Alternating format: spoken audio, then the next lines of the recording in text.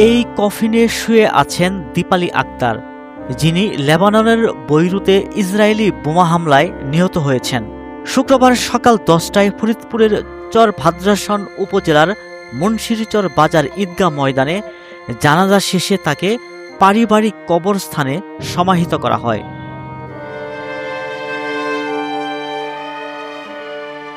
শুক্রবার সকালে দীপালির মরদেহ তার নিজ গ্রামে মোল্লার ভাঙ্গিতে পৌঁছালে এক হৃদয় বিদারক পরিস্থিতির সৃষ্টি হয়।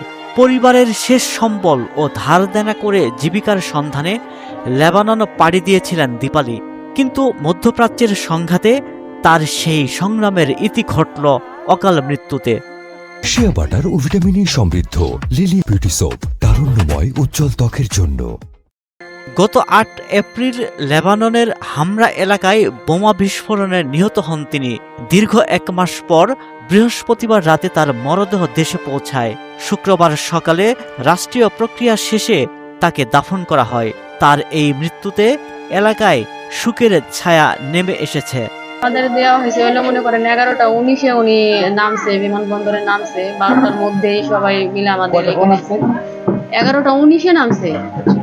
11টা 19-এ নামছে পদে 12টার মধ্যেই ওনারা আমাদের ইয়াতে দিয়ে দিছে, গাড়িতে তুইলা দিয়েছে। তারপরে একজন স্বরাষ্ট্রমন্ত্রী আসছিল, আমাদের সাথে কথাবার্তা বলে, ওনারা কথাবার্তা বললে ওনারাই আমাদের গাড়িতে উঠাই দেয়। আমার ওকাপ থেকে একটা ইয়া দিছিল, অ্যাম্বুলেন্স, এই ওকাপ থেকে দিছিল মাইক্রো দিছিল, আর ইয়া থেকে মন্ত্রণালয় থেকে দিছিল হইলো অ্যাম্বুলেন্স দিছিল। তো ওইখান থেকে আমরা 12টার পরে রওনা দেই। পরে মনে করেন যে আসতে আসতে আমাদের রাত 3টা বাজে। রাত 3টা বাজে আমরা মনুটে আসি, ওইখানে আমরা অপেক্ষা করি, সকাল হয়। পরে আমাদের এখানকার রিজার্ভ ট্রলার যায় 6:30টার দিকে, ওইখান থেকে ছাড়ে। আমি 7:30টার মধ্যে আমি আসলে আমার বাড়িতে এসে পৌঁছাই। দীপালি আমার ইউনিয়নের আমারই এক বোন। আমরা তার মৃত্যুর খবর শুনে আমার ইউনিয়নবাসী এবং এলাকাবাসী আমরা মর্মাহত। সে একজন রেমিটেন্স যোদ্ধা। সে দেশের জন্য বিদেশে পরিশ্রম করে অর্থ উপার্জন করত, কিন্তু ইসরায়েল আমেরিকা আজ একটা পরিবার, পুরো একটা সমাজ আজ ধ্বংস করে দিয়েছে। আমরা দীপালির রুহের মাগফিরাত কামনা করছি এবং সম্পৃক্ত পরিবারের প্রতি সমবেদনা জানাচ্ছি। আমরা দূতাবাসের সাথে সবসময় যোগাযোগ রেখে আমরা মৃতদেহটা আনার ব্যবস্থা করেছি।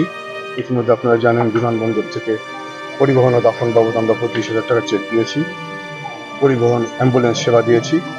পরবর্তীতে মৃতের পরিবারকে ওয়েদানার্স কল্যাণ বোর্ড থেকে 3 লক্ষ টাকা দেওয়া হবে। পররাষ্ট্র মন্ত্রণালয়, প্রবাসী কল্যাণ মন্ত্রণালয়, জেলা প্রশাসন এবং উপজেলা প্রশাসনের সহযোগিতায় আমরা তার মরদেহটি খুব দ্রুততম সময়ের মধ্যে দেশে নিয়ে আসছি এবং আজকে নিয়ে আসা হয়েছে এবং কিছুক্ষণ পরের মধ্যে দাফন সম্পন্ন হবে।